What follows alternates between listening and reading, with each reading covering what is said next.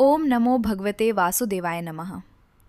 आज हम जानेंगे गुरुवार के पावन व्रत की कथा, सरल पूजा विधि और इसको करने कृपा से मिलने वाले अद्भुत लाभों के बारे में। गुरुवार का व्रत भगवान विष्णु और देवगुरु बृहस्पति को समर्पित होता है। बृहस्पति देव को देवताओं का गुरु माना जाता है। इन्हें ज्ञान, धन, विवाह, संतान और सौभाग्य का कारक ग्रह माना जाता है। गुरुवार का दिन इनकी पूजा के लिए अत्यंत शुभ होता है।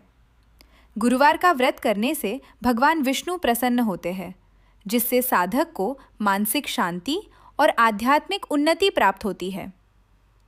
विधि विधान से पूजा और कथा करने से जाने अनजाने में हुए पापों का नाश होता है। ऐसी मान्यता है कि गुरुवार का व्रत करने से घर में धन धान्य की कमी नहीं होती और रुका हुआ धन वापस मिलने की संभावना बढ़ती है। जिन लोगों के विवाह में बाधाएं आ रही हों या वैवाहिक जीवन में अनबन हो, उनके लिए यह व्रत अत्यंत लाभकारी माना जाता है। यह योग्य जीवन साथी पाने में भी सहायक होता है। देवगुरु बृहस्पति ज्ञान के कारक है।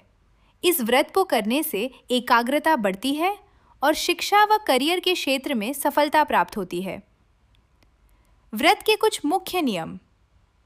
इस दिन पीले वस्त्र पहनना, पीले फूलों से पूजा करना और पीले भोजन जैसे चने की दाल, गुड़ या बेसन से बनी हुई चीज़ों का भोग लगाना शुभ होता है। केले के वृक्ष की पूजा। गुरुवार के दिन केले के पेड़ की पूजा की जाती है और जल अर्पित किया जाता है। व्रत के दौरान नमक का सेवन नहीं करना चाहिए और दिन में केवल एक बार बिना नमक का पीला भोजन ग्रहण करना चाहिए। श्री बृहस्पतिवार व्रत कथा। एक समय की बात है कि भारतवर्ष में एक नृपति राज्य करता था। वह बड़ा ही प्रतापी और दानी था। वह नित्य प्रतिदिन मंदिर में दर्शन करने जाता था। वह ब्राह्मण और गुरु की सेवा किया करता था। उसके दरवाजे से कोई भी निराश होकर नहीं लौटता था तथा वह प्रत्येक गुरुवार को व्रत रखता एवं पूजन करता था। हर एक दिन गरीबों की सहायता करता था, परंतु यह सब बातें उसकी रानी को अच्छी नहीं लगती। वह न व्रत करती और न किसी को एक दमड़ी तक दान में देती थी तथा राजा से भी ऐसा करने को मना किया करती थी। एक समय की बात है कि राजा तो शिकार खेलने वन को गए हुए थे। घर पर रानी और दासी थी। उस समय गुरु बृहस्पति देव एक साधु का रूप धारण कर राजा के दरवाजे पर भिक्षा मांगने आए तथा भिक्षा मांगी तो रानी कहने लगी, हे साधु महाराज, मैं इस दान और पुण्य से तंग आ गई हूँ। मेरे से तो घर का ही कार्य समाप्त नहीं होता। इस कार्य के लिए तो मेरे पतिदेव ही बहुत हैं। अब आप एक प्रकार की कृपा करें कि वह सब धन नष्ट हो जाए तथा मैं आराम से रह सकूं। साधु बोले, हे देवी, तुम तो बड़ी विचित्र हो। संतान और धन से कोई दुखी नहीं होता है, इसको सभी चाहते हैं। पापी भी पुत्र की और धन की इच्छा करता है। अगर आपके पास धन अधिक है तो भूखे मनुष्यों को भोजन कराओ, प्याऊ लगवाओ, ब्राह्मणों को दान दो, धर्मशाला बनवाओ, कुआं, तालाब, बावड़ी, बाग बगीचों आदि के निर्माण कराओ, निर्धन मनुष्यों की कुंवारी कन्याओं का विवाह कराओ और अनेक यज्ञादि धर्म करो। इस प्रकार के कर्मों से आपके कुल और आपका नाम परलोक में सार्थक हो एवं स्वर्ग की प्राप्ति होगी। मगर वह रानी इन बातों से खुश न हुई। वह बोली, हे साधु महाराज, मुझे ऐसे धन की भी आवश्यकता नहीं जिसकी ओर मनुष्यों को दान दे तथा जिसको रखने उठाने में मेरा सारा समय ही बर्बाद हो जाए। साधु ने कहा, हे देवी, तुम्हारी ऐसी इच्छा है तो ऐसा ही होगा। मैं तुम्हें बताता हूँ, वैसा ही करना। बृहस्पतिवार के दिन घर को गोबर से लीपना, अपने केशों को धोना, केशों को धोते समय स्नान करना, राजा से कहना वह हजामत करवाए, भोजन में मांस मदिरा खाना, कपड़ा धोबी के यहाँ धुलने डालना। इस प्रकार 7 बृहस्पतिवार करने से तुम्हारा सब धन नष्ट हो जाएगा। ऐसा कहकर वह साधु महाराज वहां से अंतर्ध्यान हो गए। रानी ने साधु के कहने के अनुसार वैसा ही किया। 3 बृहस्पतिवार ही बीते थे कि उसका समस्त धन नष्ट हो गया और भोजन के लिए दोनों समय तरसने लगे। सांसारिक भोगों से दुखी रहने लगे।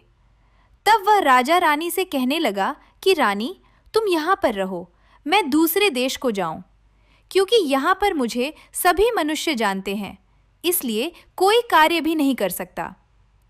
देश छोड़े परदेश भीख बराबर है। ऐसा कहकर राजा परदेश चला गया। वहाँ जंगल को जाता और लकड़ी काट कर लाता और शहर में बेचता। इस तरह जीवन व्यतीत करने लगा। इधर राजा के घर रानी और दासी दुखी रहने लगी। किसी दिन भोजन मिलता और किसी दिन जल पीकर ही रह जाती। एक समय रानी और दासी को 7 दिन बिना भोजन के व्यतीत हो गया। तो रानी ने अपनी दासी से कहा, हे दासी, यहाँ पास ही के नगर में मेरी बहन रहती है। वह बड़ी धनवान है।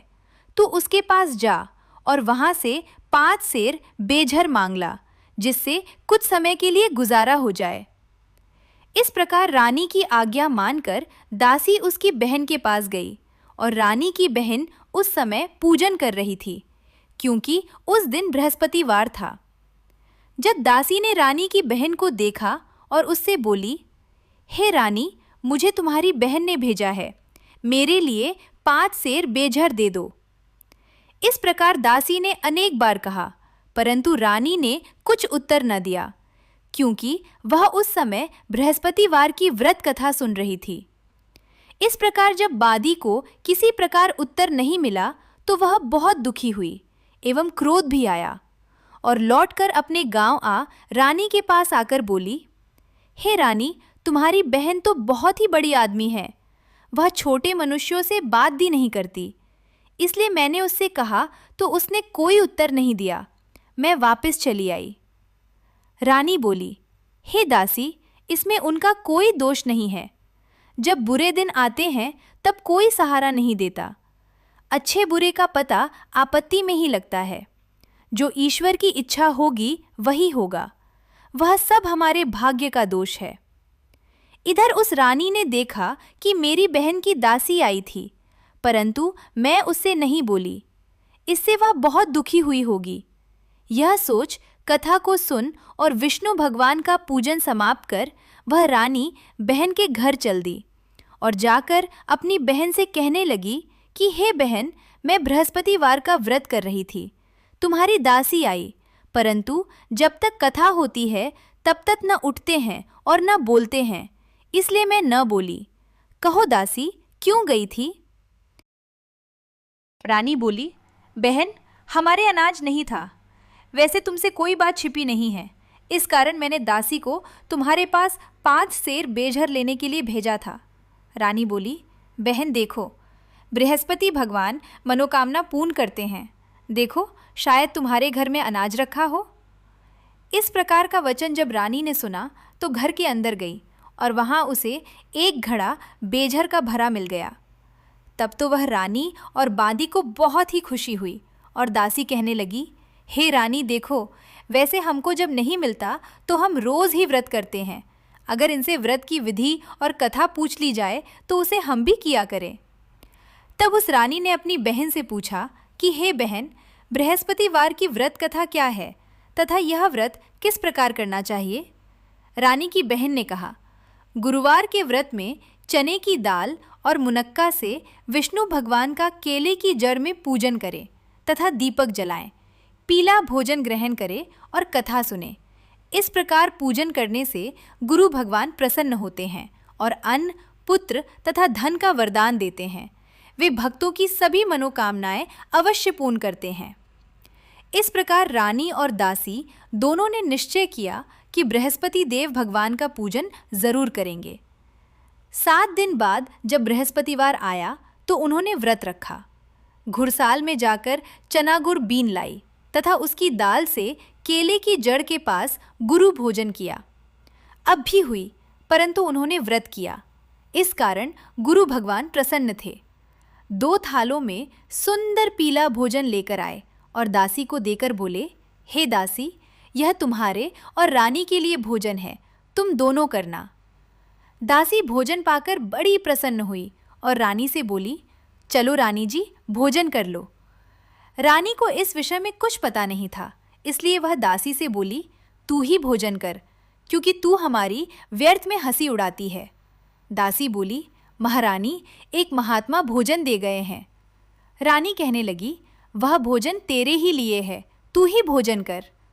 दासी ने कहा, वह महात्मा हम दोनों के थालों में भोजन रख गए हैं, इसलिए हम और तुम दोनों ही साथ साथ भोजन करेंगे। इस प्रकार रानी और दासी दोनों ने गुरु भगवान को नमस्कार कर भोजन प्रारंभ किया तथा अब वह प्रत्येक बृहस्पतिवार को गुरु भगवान का व्रत और विधि पूर्वक पूजन करने लगी। बृहस्पतिवार भगवान की कृपा से फिर रानी और दासी के पास धन हो गया। रानी फिर उस समय आलस्य करने लगी। तब दासी बोली, देखो रानी, तुम पहले इस प्रकार आलस्य करती थी, तुम्हें धन रखने में कष्ट होता था, इस कारण सब धन नष्ट हो गया। अब गुरु भगवान की कृपा से धन मिला है तो फिर तुम्हें आलस्य होता है। बड़ी मुश्किलों के बाद हमने यह धन पाया है, इसलिए हमें दान पुण्य करना चाहिए तथा भूखे मनुष्यों को भोजन कराना, ब्राह्मणों को दान देना, कुआं, तालाब, बावरी आदि का निर्माण कराना, मंदिर, पाठशाला बनवाना, दान देना, कुंवारी कन्याओं का विवाह कराना, धन को शुभ कार्य में खर्च करना, जिससे तुम्हारे कुल का यश बढ़े तथा स्वर्ग प्राप्त हो और पितर प्रसन्न हो। तब रानी ने दासी के कहे अनुसार शुभ कार्य करना प्रारंभ किया, जिससे उनका यश चारों ओर फैलने लगा। एक दिन रानी और दासी विचार करने लगी कि न जाने राजा किस हाल में होंगे, अभी तक उनकी कोई खबर नहीं मिली। उन्होंने श्रद्धापूर्वक गुरु भगवान से प्रार्थना की। उनकी करुणा देख भगवान ने रात्रि में राजा को स्वप्न में दर्शन दिए और कहा, हे राजन, उठो, तुम्हारी रानी अब बहुत दुखी है, तुम अपने नगर को वापस लौट चलो। प्रातःकाल उठकर राजा विचार करने लगा, न जाने वहाँ क्या हाल होगा, वहाँ तो खाने पहनने तक की कमी थी। पर भगवान की आज्ञा मानकर वह चलने को तैयार हुआ। कथा के अनुसार जब राजा परदेश गया था तो वह वहाँ अत्यंत दुखी रहने लगा। वह प्रतिदिन जंगल से लकड़ियाँ बीन कर लाता और उन्हें शहर में बेचकर बड़ी कठिनाई से अपना जीवन व्यतीत करता था। एक दिन अपनी पुरानी खुशहाली को याद कर राजा जंगल में रोने लगा। तभी बृहस्पति देव साधु का रूप धारण कर प्रकट हुए और बोले, हे लकड़हारे, तुम इस सुनसान जंगल में किस चिंता में बैठे हो? अपनी व्यथा मुझे बताओ। यह सुन राजा की आंखों में आंसू भर आए। उसने साधु को प्रणाम किया और बोला, हे प्रभु, आप तो अंतर्यामी हैं, सब जानते हैं। इतना कहकर राजा ने अपनी संपूर्ण कहानी सुना दी। महात्मा जी बोले, हे राजन, तुम्हारी पत्नी ने बृहस्पति देव का अपराध किया था, जिस कारण तुम्हारी यह दशा हुई। अब तुम चिंता मत करो, भगवान तुम्हें पहले से भी अधिक धनवान बना देंगे। तुम्हारी पत्नी ने भी गुरुवार का व्रत प्रारंभ कर दिया है। तुम भी मेरी बात मानकर बृहस्पतिवार को व्रत करो। चने की दाल और गुड़ जल के लोटे में डालकर केले के वृक्ष पर अर्पित करना और कथा कहना। भगवान तुम्हारी सब मनोकामनाएं पूर्ण करेंगे।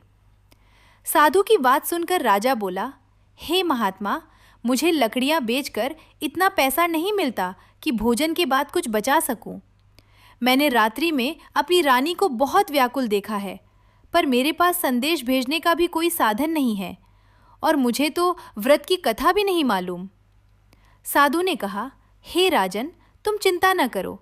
बृहस्पतिवार के दिन तुम रोज की तरह लकड़ियां लेकर शहर जाना।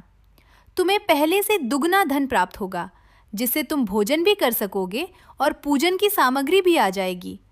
रही बात कथा की, तो वह इस प्रकार है। बृहस्पति देव जी की कहानी। प्राचीन काल में एक अत्यंत निर्धन ब्राह्मण रहता था। उसकी कोई संतान नहीं थी। उस ब्राह्मण की स्त्री बहुत ही मलिनता से रहती थी। वह ना तो स्नान करती थी और ना ही किसी देवी देवता का पूजन। प्रातःकाल उठते ही वह सबसे पहले भोजन करती और फिर कोई अन्य कार्य। ब्राह्मण देवता अपनी पत्नी की इन आदतों से बहुत दुखी रहते थे। वे उसे बहुत समझाते, किंतु उसका कोई परिणाम न निकलता था। भगवान की कृपा से कुछ समय बाद ब्राह्मण की पत्नी ने एक सुंदर कन्या को जन्म दिया। वह बालिका अपने पिता के घर में बड़ी होने लगी। वह बचपन से ही बहुत धार्मिक थी। वह प्रतिदिन प्रातः स्नान करके भगवान विष्णु का जाप करती और बृहस्पतिवार का व्रत रखने लगी। वह जब भी पाठशाला जाती, अपनी मुट्ठी में चने भरकर ले जाती और रास्ते में डालती जाती। भगवान बृहस्पति देव की कृपा से वे चने के दाने सोने के हो जाते थे। लौटते समय वह बालिका उन सोने के दानों को बीन कर घर ले आती। एक दिन वह कन्या एक सूप में उन सोने के दानों को फटक कर साफ कर रही थी। तभी उसके पिता ने उसे देख लिया। पिता ने कहा, हे बेटी, सोने के दानों को साफ करने के लिए सूप भी सोने का ही होना चाहिए। अगले दिन गुरुवार था। कन्या ने व्रत रखा और बृहस्पति देव से सच्चे मन से प्रार्थना की, हे प्रभु, यदि मैंने आपकी पूजा सच्चे मन से की है तो मुझे सोने का सूप प्रदान करें। बृहस्पति देव ने उसकी प्रार्थना स्वीकार कर ली।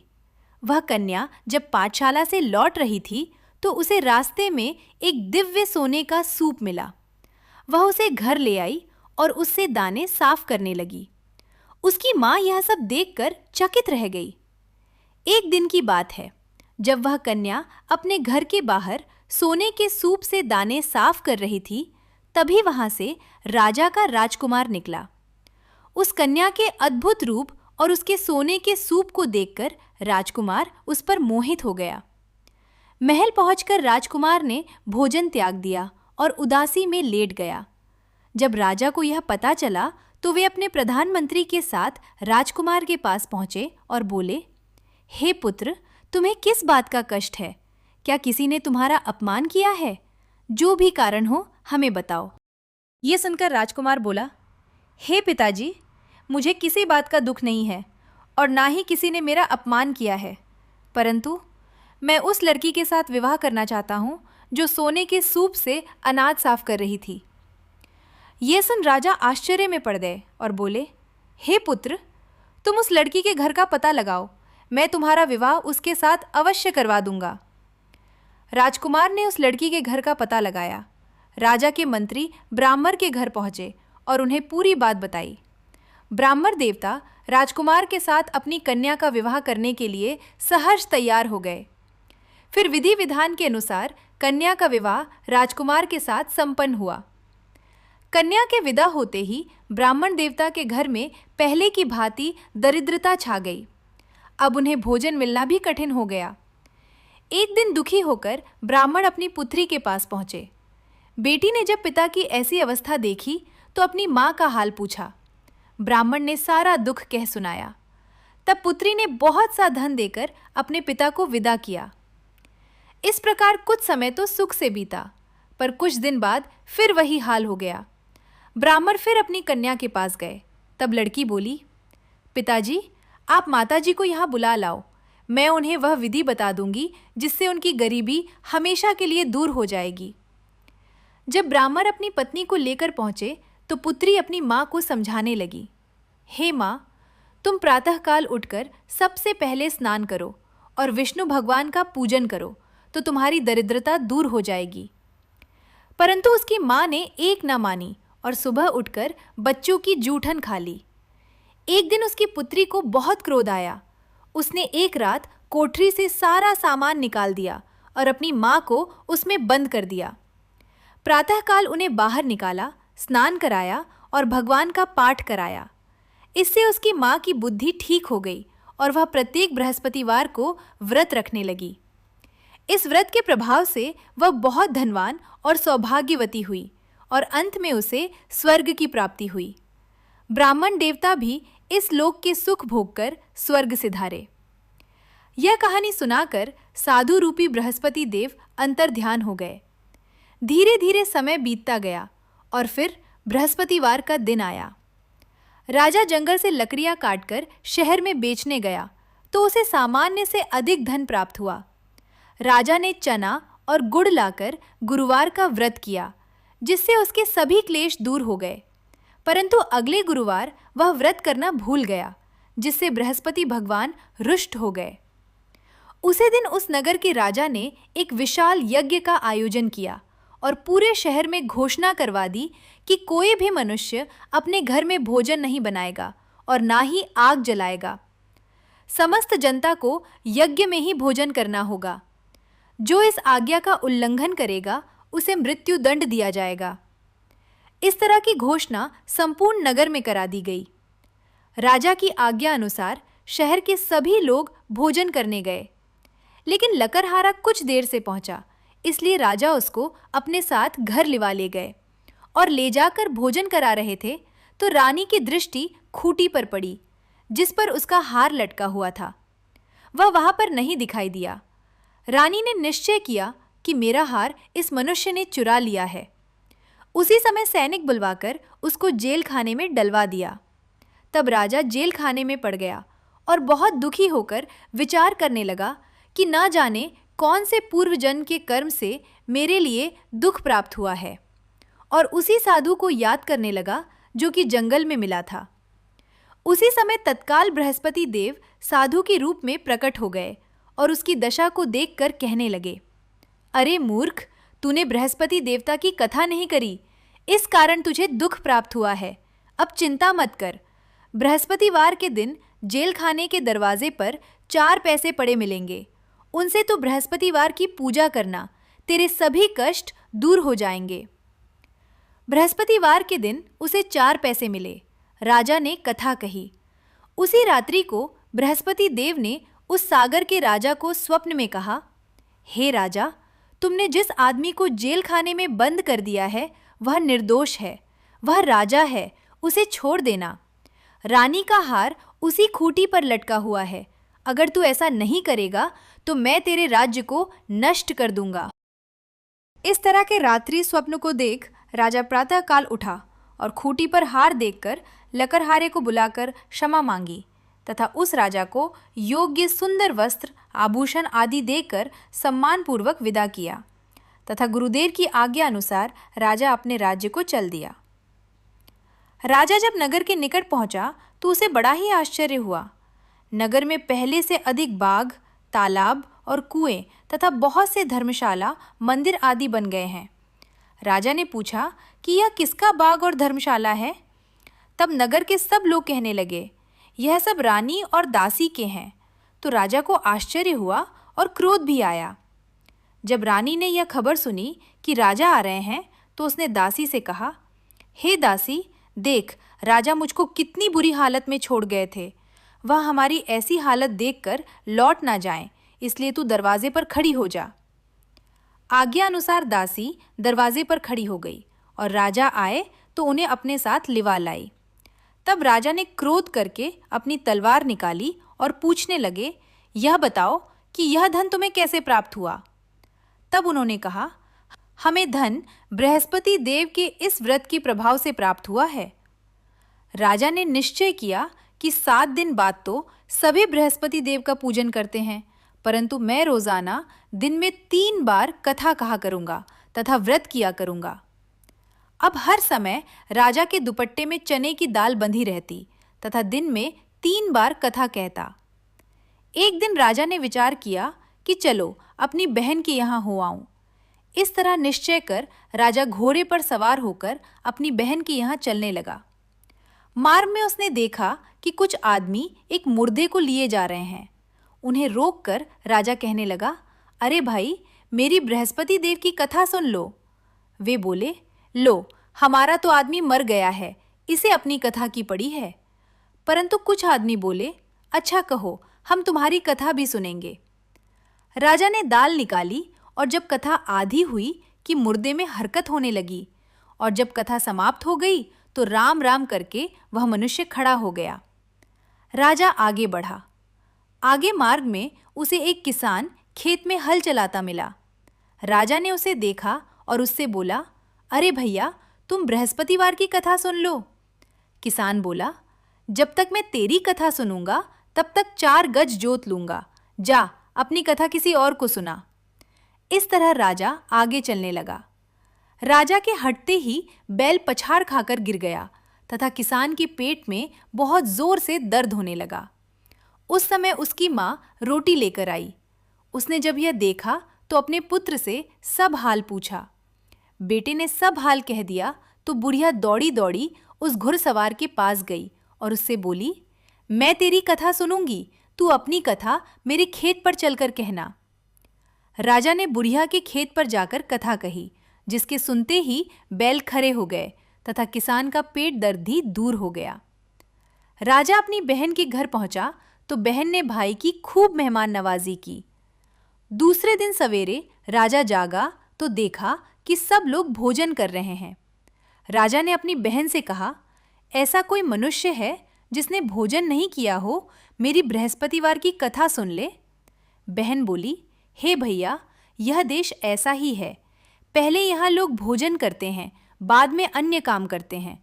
अगर कोई पड़ोस में हो तो देख आओ।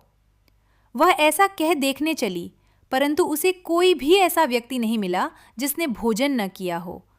अतः वह एक कुम्हार के घर गई जिसका लड़का बीमार था।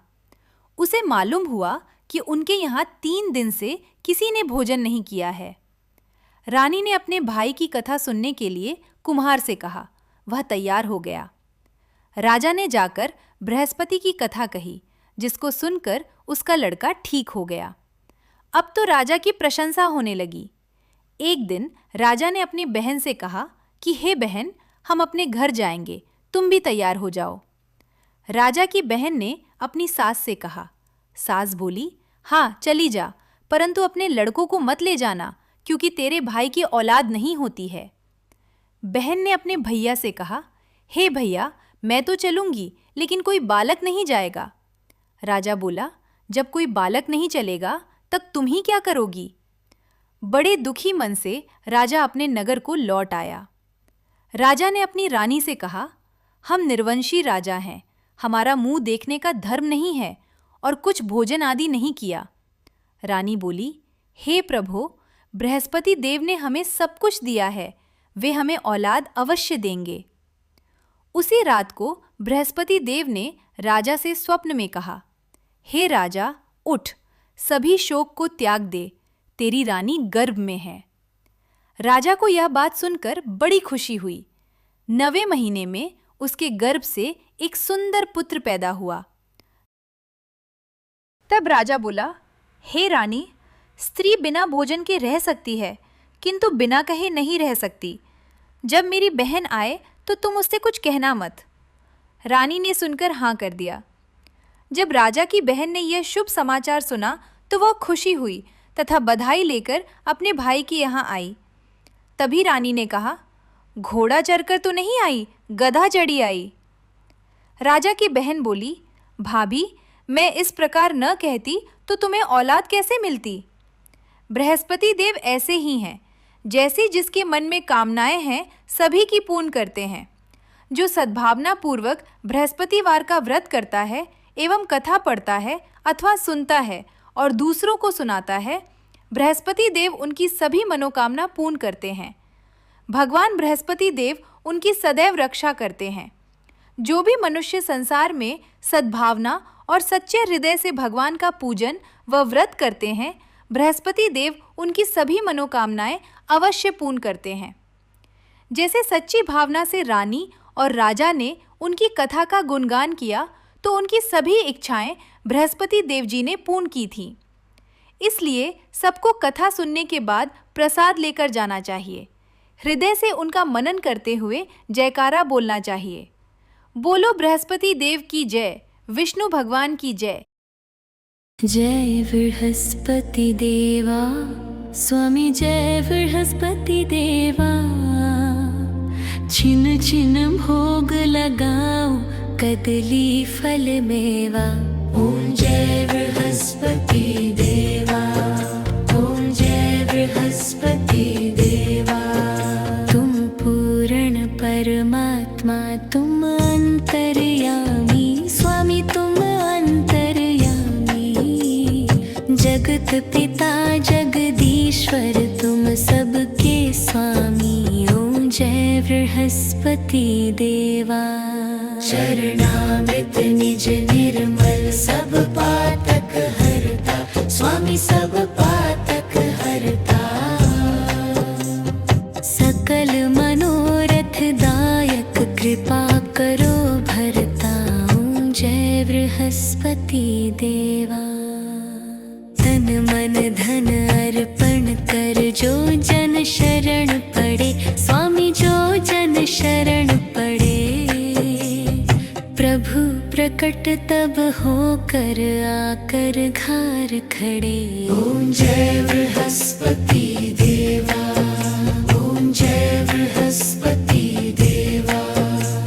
दीन दयाल दयानिधि भक्तन हितकारी, स्वामी भक्तन हितकारी। पाप दोष सब हरता, भव बंधन हारी। ओम जय बृहस्पति देवा। सकल मनोरथ दायक सब संशय हारो, स्वामी सब संशय हारो। विषय विकार मिटाओ, संतन सुखकारी। ओम जय बृहस्पति देवा। जो कोई आरती तेरी प्रेम सहित गावे, स्वामी प्रेम सहित गावे। जिष्टानंद बंद सुर सो निश्चय पावे। ओम जय बृहस्पति देवा। सब बोलो विष्णु भगवान की जय, बोलो बृहस्पति देव भगवान की जय।